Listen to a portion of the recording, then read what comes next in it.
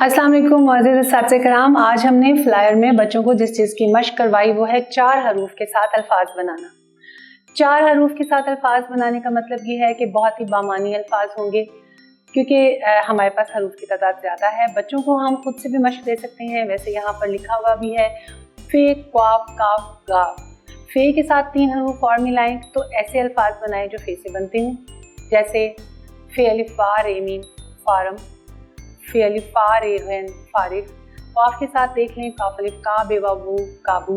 काफ दूसरी के साथ देखें काफ अलिफ का टे नून टन काटन, या गाफ अलिफ गा अड़े छोटी ये गाड़ी।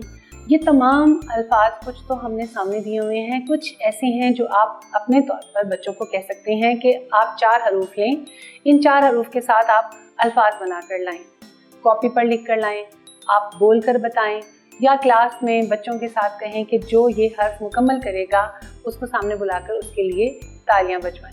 ये तमाम हौसला अफजाई की वो बातें हैं कि जिससे बच्चों के अंदर शौक़ पैदा होगा कि वो अल्फाज बनाएं। हमारी वेबसाइट का लिंक आपको नज़र आ रहा है, जिस पर तमाम रिसोर्सेज मौजूद हैं जो आपके लिए बहुत मुआविन होंगे।